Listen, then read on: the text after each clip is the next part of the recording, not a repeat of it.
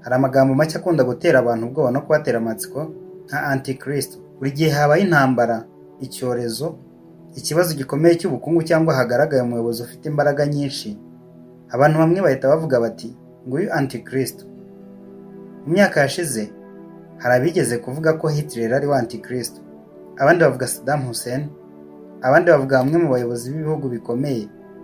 Ariko se ibi bishingiye kuri Bibiliya cyangwa n'ibitekerezo by'abantu? Uyu munsi tugiye gusubiza ibibazo abantu benshi bibaza ariko ntihabone ibisubizo bisobanutse. Ese antikristo ni umuntu umwe cyangwa ni benshi? Ese yaba yaravutse? Azamenyekana ate? Kuki abantu benshi bahora bavuga ko runaka ari antikristo? Ese Bibiliya iduha ibimenyetso nyabyo cyangwa ni abantu biyubakira ibitekerezo byabo? Kugira ngo tubimenye, reka turebe icyo ijambo ry'Imana rivuga aho gushingira ku bihuha cyangwa ku byo abantu bavuga ku mbuga nkoranyambaga. Ikintu cy'ingenzi tugomba kwibuka ni uko intego ya Bibiliya atari ukudutera ubwoba, ahubwo ni ukuduhugura no kudutegurira kuguma mu kuri. Niyo mpamvu tugomba kwemera ibyo Bibiliya ivuga, tukirinda kongeraho ibyo itavuze. Harinde Ntwari Charles mbahaye ikaze kuri Gukiza TV, kandi urebe niba warakoze subscribe dukomeze. Antikristo ni iki? Ijambo antikristo rikomoka ku magambo abiri. Anti risobanura kurwanya cyangwa kwishyira mu mwanya w'undi, hakaba kandi na Kristo risobanura uw'Imana yatoranyije ari we Yesu Kristo. Bityo antikristo ni umuntu cyangwa imbaraga zirwanya Kristo, zigahakana uwo ari we cyangwa zikagerageza kwishyira mu mwanya we kugira ngo ziyobye abantu. Hari abantu benshi bibwira ko ijambo antikristo riboneka henshi muri Bibiliya, nyamara siko biri.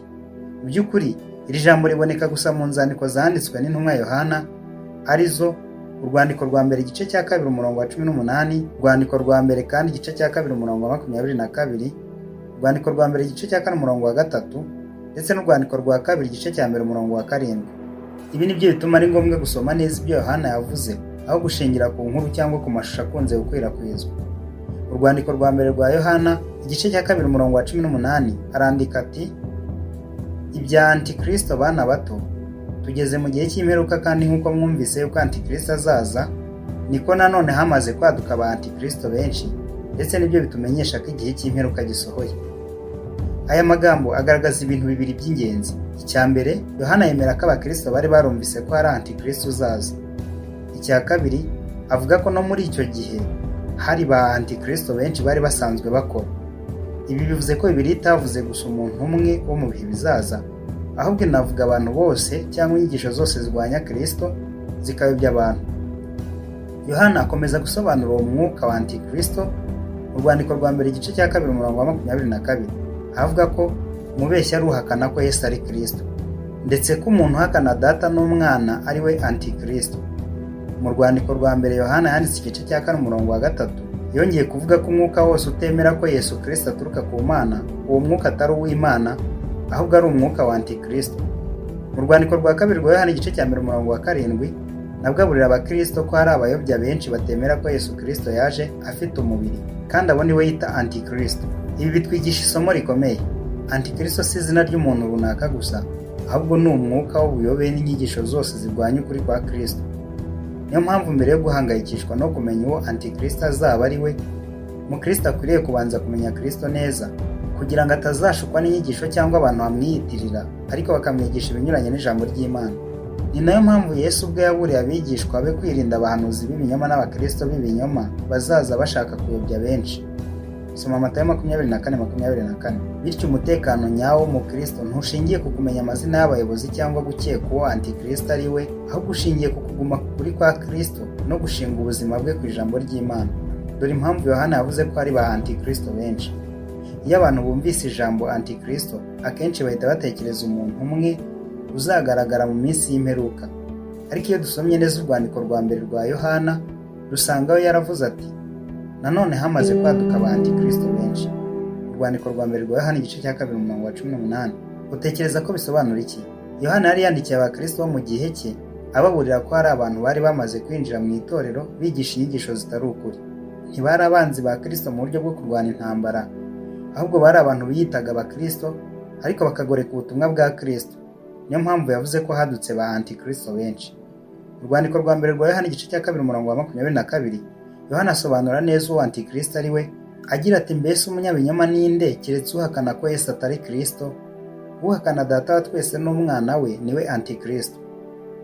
Aha agaragaza ko umuntu wese uhakana ko Yesu ari Kristo cyangwa akigisha ibinyuranye n'ukuri kwe aba akora umurimo urwanya Kristo. Mu rwandiko rwa kabiri Yohana yanditse igice cya mbere umurongo wa 7 yongeye kuburira ko hari abayobya benshi batemera ko Kristo yaje afite umubiri, kandi abo nabo bita Antikristo. Ibi bitwigisha ko Antikristo atari ugutoteza abakristo gusa, ahubwo ari no kuyobya abantu mu nyigisho. Umuntu ashobora kuvuga neza akagira abayoboke benshi, agakora ibitangaza cyangwa akavuga amagambo ashimisha abantu, ariko niba ahakana ukuri kwa Kristo cyangwa akigisha ibinyuranye n'ijambo ry'Imana, aba afite uwo Yohana yise umwuka wa Antikristo. Niyo mpamvu Yohana yongeye kuvuga mu rwandiko rwa mbere igice cya 4 umurongo wa 3 ati umwuka wose utemera Yesu si uw'Imana, uwo ni umwuka wa Antikristo. Aha ntabwo yavugaga umuntu umwe gusa, ahubwo yavugaga uburyo bwo gutekereza n'inyigisho zose zirwanya Kristo. Ibi bifite isomo rikomeye ku bakristo b'iki gihe. Hari abantu benshi bashobora kuba bafite umwuka wa Antikristo batabaye wa muntu utegerejwe wavuzwe mu buhanuzi bw'imperuka.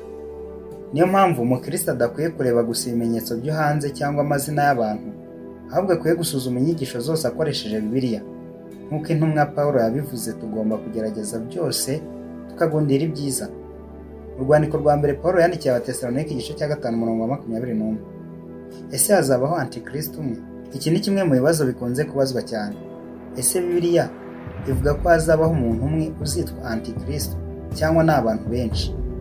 Iyo dusomye neza ibyanditswe dusanga ijambo Antikristo ubwaryo riboneka gusa mu nzandiko za Yohana, ariko abakristo benshi basobanura ko Bibiliya ivuga ku muntu umwe uzagira uruhare rukomeye mu minsi y'imperuka nubwo atitwa Antikristo muri ayo magambo.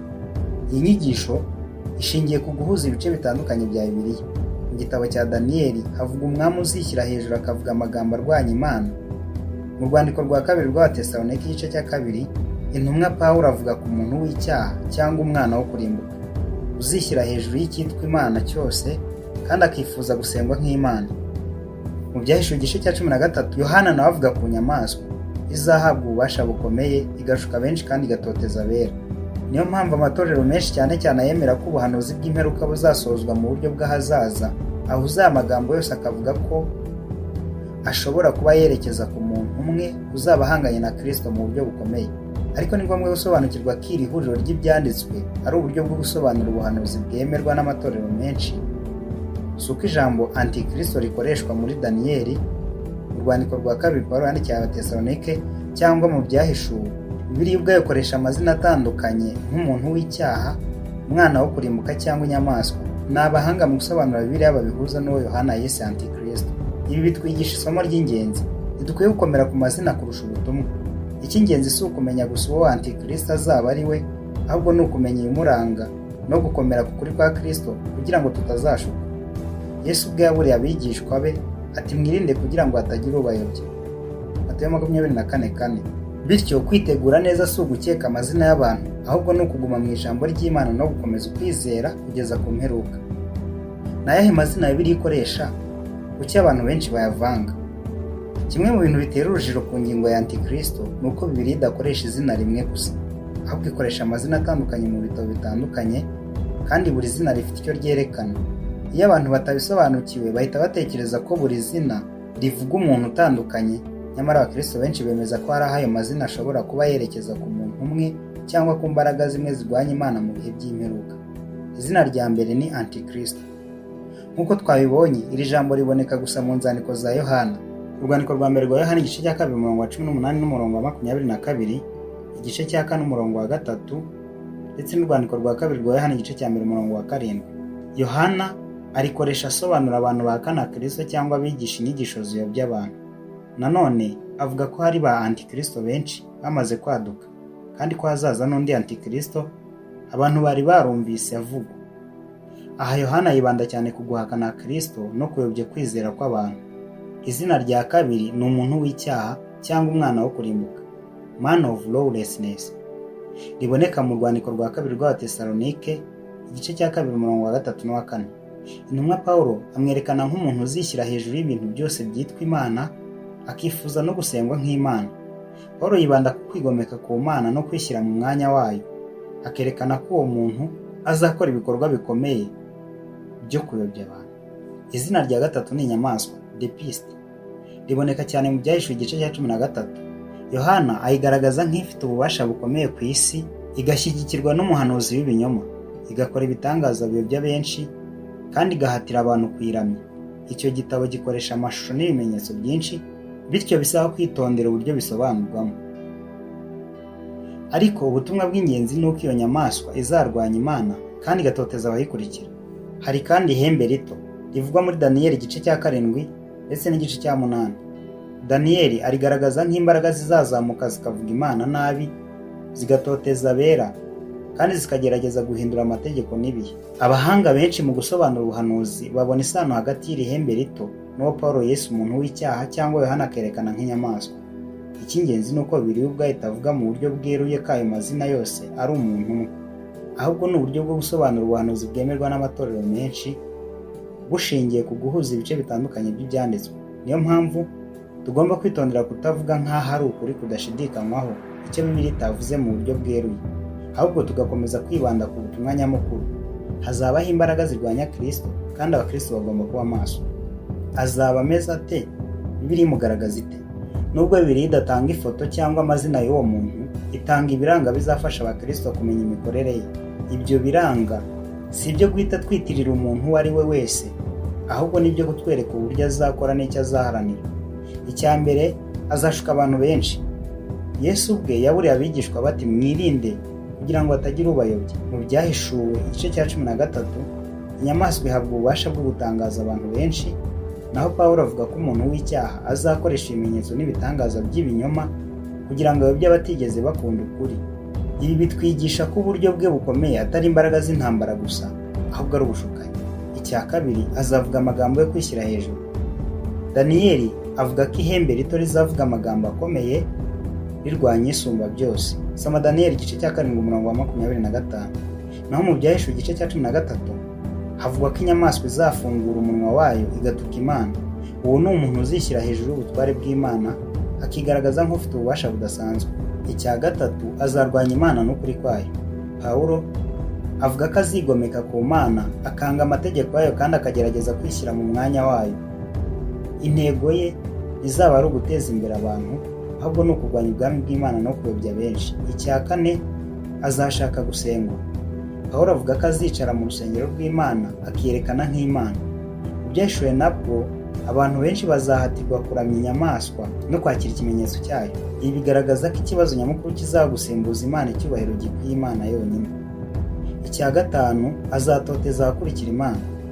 Daniyeli avuga ko azarwanya abera, kandi mu Byahishuwe 13 inyamaswa ihabwa uburenganzira bwo kurwanya abera igihe runaka. Mu mateka yose y'itorero, gutotezwa kw'abakristo kwabayeho, ariko Bibiliya yerekana ko mu bihe by'imperuka bizafata indi ntera.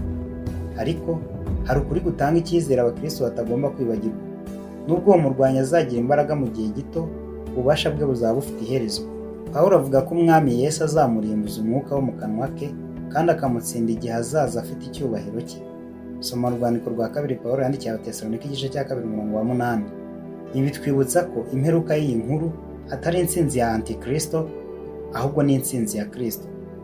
Niyo mpamvu umukristo adakwiye kuba aterwa ubwoba n'ibivugwa kuri Antikristo, ahubwo akwiye gukomeza kwizera Kristo kuko ari we ufite ijambo rya nyuma kandi uzanesha ikibi cyose. Kuki azashobora gushuka isi? Bibiliya itanga igisubizo gitangaje. Abantu benshi baribaza bati, ese niba Antikristo azaba ari umunyabinyoma, ni gute abantu benshi bazamukurikira? Iyo dusomye Bibiliya neza, dusanga ikibazo atari uko azaba azi kuvuga neza gusa cyangwa afite ububasha budasanzwe, ahubwo ikibazo nyamukuru kizaba kiri mu mitima y'abantu ubwabo.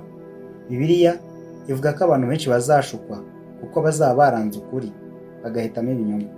Mu rwandiko rwa 2 Pawulo yandikiye Abatesalonike igice cya 2:9-12, intumwa Pawulo asobanura ko uwo muntu azaza akoresheje imbaraga za Satani, akora ibimenyetso n'ibitangaza by'ibinyoma. Ariko Pawulo ahita agaragaza impamvu nyakuri ituma abantu bamukurikira. Ati bazashukwa kuko batakunze ukuri ngo bakizwe. Aha Pawulo ntabwo avuga ko Imana ishaka ko abantu bayoba, ahubwo avuga ko iyo umuntu yanga ukuri inshuro nyinshi, ashobora kugera aho yemera ibinyoma kuko ari by'umutima we wahisemo. Ibi tubibona no mu buzima bwa buri munsi. Hari igihe umuntu ashobora kubwirwa ukuri inshuro nyinshi ariko kubera kumubangamira cyangwa kutajyanye n'ibyifuzo bye agahitamo kumva umuntu umubwira ibyo yifuza kumva. Ni nk'umurwayi wirengagiza inama za muganga akumva amubwiye ko nta kibazo afite, nubwo amagambo amushimisha ntahindura ukuri kw'indwara ye. Ni nako bimeze mu by'umwuka. Iyo umuntu adashaka ukuri kw'ijambo ry'Imana aba ashobora kwakira inyigisho iyo ari yo yose imushimisha. Niyo mpamvu Satani atajya akoresha ibinyoma bigaragara buri gihe. Akenshi akoresha ibinyoma bisa n'ukuri. Ni nk'uko amafaranga y'impimbano akorwa asa n'ay'umwimerere kugira ngo ayobye abantu. Pawulo nicyo yashakaga kuburira abakristo. Ikizatuma umuntu adashukwa si ubwenge bwinshi, ahubwo ni ugukunda ukuri no kuguma mu ijambo ry'Imana. Iri ni isomo rikomeye kuri twe muri iki gihe. Isi yuzuye amakuru, inyigisho n'ubutumwa bunyuzwa ku mbuga nkoranyambaga. Hari abavuga mu izina ry'Imana, abandi bavuga mu izina rya siyanse, abandi bavuga mu izina ry'ubwisanzure. Umukristo rero ntiyemera ikintu kuko gikunzwe cyangwa kivuzwe n'abantu benshi, ahubwo akigenzura akoresheje ijambo ry'Imana. Umuntu ukunda ukuri ntatinya gusuzuma ibyo yumva, ahubwo ahora abaza ati ese ibihuye n'ibyo Bibiliya ivuga? Kuki abantu bahora bavuga ngo runaka ni antikristo? Mu mateka y'isi, igihe cyose habayeho umuyobozi ukomeye kandi wateje impaka, hari abantu bahise bavuga bati ngo uyu antikristo. Ibi si ibintu byatangiye umunsi. Mu kinyejana cya mbere, bamwe batekerezaga ko umwami Nero wategetse ubugereki bwa Roma kandi agatoteza abakristo ari we antikristo. Nyuma yaho hari abavuze ko Napoleon Bonaparte ari we kubera intambara nyinshi yayoboye n'ububasha yari afite. Mu kinyejana cya 20 hari abavuze ko Adolf Hitler ari antikristo kubera ubwicanyi ndengakamere n'uruhare yagize mu ntambara ya kabiri y'isi. Hari n'abigeze kubivuga kuri Joseph Stalin, Saddam Hussein ndetse no ku bayobozi ba vuba nka Ronald Reagan, Barack Obama cyangwa Donald Trump. Buri gihe iyo habaye ikibazo gikomeye ku isi cyangwa hagaragaye umuyobozi ufite imbaraga nyinshi, hari abantu bihutira kuvuga ko ari we antikristo. Uzumva n'abavuga papa. Ariko ikibazo ni iki? Ese Bibiliya yigeze ivuga ko umuntu umwe muri abo bantu ari antikristo? Igisubizo ni oya. Nta hantu na hamwe Bibiliya yita umuntu uwo ari we wese muri abo antikristo. Ibyo ni ibitekerezo byagiye bitangwa n'abantu mu bihe bitandukanye, ariko si inyigisho zisobanutse za Bibiliya. Niyo mpamvu abakristo bakwiye kwitonda cyane. Ntitugomba kwita umuntu antikristo kubera ibihuha, ubwoba cyangwa ibitekerezo bya politiki. Ahubwo dukwiye kwibuka ko Yesu ubwe yatubwiye ati mwirinde kugira ngo hatagira ubayobya. Kudashukwa birimo no kwirinda gukwirakwiza amakuru tudafitiye gihamya mu byanditswe. Ahubwo aho guhora dushaka kumenya uwo antikristo ari we, Bibiliya iduhamagarira gukora ikintu cy'ingenzi kurushaho, kumenya Kristo neza. Umuntu uzi Kristo, usoma ijambo ry'Imana kandi ugendera mu kuri, ntazanyeganyezwa n'ibihuha cyangwa n'inyigisho zose zivuka buri munsi. Nk'uko abanyamabanki batozwa kumenya neza amafaranga y'umwimerere aho kwiga buri bwoko bw'amafaranga y'impimbano, niko n'umukristo akwiye kumenya neza ukuri kwa Kristo. Iyo ukuri kuri muri wowe, ibinyoma biroroha kubimenya. Yesu yadusabye gukora iki? Icya mbere, Yesu yadusabye kuba maso. Muri Matayo 24:4 yabanje kuburira abigishwa be ati mwirinde kugira ngo hatagira ubayobya. Kuba maso ntibivuga kuba ufite ubwoba cyangwa uhora ushakisha ibimenyetso bidasanzwe. Bisobanura ko ufite umutima ugenzura ibyo wumva n'ibyo wemera, ukabigereranya n'ijambo ry'Imana. Icya kabiri, Yesu yadusabye kwirinda abahanuzi n'abigisha b'ibinyoma. Yavuze ko bazaza biyitirira Imana kandi ko bamwe bazakora ibimenyetso bikomeye kugira ngo bayobye abantu, ndetse n'abishoboka bayobye n'intore z'Imana. Matayo 24:24. Ibi bitwigisha ko ikintu gikomeye atari uko umuntu avuga neza cyangwa akora ibitangaza, ahubwo ni ukureba niba inyigisho ze zihura n'ijambo ry'Imana. Icya gatatu, Yesu yaduhamagariye kuguma mu kuri. Muri Yohana 8:31-32 yaravuze ati nimuguma mu ijambo ryanjye muzabigishwa banjye nyakuri, namwe muzamenya ukuri kandi ukuri niko kuzababatura. Umutekano w'umukristo ntushingiye ku byo yumva ku mbuga nkoranyambaga cyangwa ku bihuha, ahubwo ushingiye ku kuguma mu kuri kwa Kristo. Icya kane, Yesu yadusabye gukomeza kwizera kugeza ku mperuka. Muri Matayo 24:13 yaravuze ati ariko wihangana akageza imperuka niwe uzakizwa. Ibi bivuze ko icyo Imana ishaka atari abantu bafite amatsiko menshi ku by'imperuka gusa, ahubwo n'abakomeza kuyikurikira mu budahemuka kugeza ubuzima bwabo burangiye cyangwa Kristo agarutse. Muri make, Yesu ntiyaduhamagariye kuba abasesenguzi ba antikristo, ahubwo yaduhamagariye kuba abigishwa b'indahemuka ba Kristo. Iyo umuntu azi Yesu neza, ntiyoroherwa no gushukwa n'ibinyoma. Dore isomo ku bakristo b'uyu munsi. Iyo urangije gusoma icyo Bibiliya ivuga kuri Antikristo, ushobora kubona ko hari abantu bahangayikishwa cyane no kumenya uwo ari we kurusha uko bahangayikishwa no kumenya Kristo. Ariko iyo turebye ubutumwa bwose bwa Bibiliya, dusanga intego nyamukuru atari ukudutera amatsiko ku muntu uzaza, ahubwo ni ukudukomeza mu kwizera. Ntukabe umukristo uhora ushakisha amakuru mashya avuga ngo uyu ni wa Antikristo. Amateka agaragaza ko mu bihe byose habayeho abantu benshi bitiriwe uwo mwanya, ariko nyuma bikagaragara ko atari byo. Mu buryo bumwe cyangwa ubundi, nawe birashoboka ko bakwita Antikristo. Ahubwo koresha igihe cyawe umenye Kristo kurushaho. Kumenya Kristo bisobanura gusenga, gusoma ijambo ry'Imana no kubaho ukurikije ibyo yigishije. Soma Bibiliya buri munsi nizagufasha gutandukanya ukuri n'ibinyoma.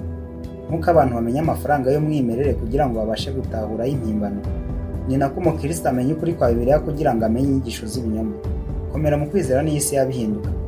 Pawulo yandikiye Abanyefeso abasaba kwambara intwaro zose z'Imana kugira ngo bashobore guhagarara badatsinzwe. Soma igice cya 6 umurongo wa 10-18. Kwizera gukomeye ntikubakwa mu munsi umwe, kubakwa no kuguma mu busabane n'Imana buri munsi. Nanone suzuma inyigisho zose.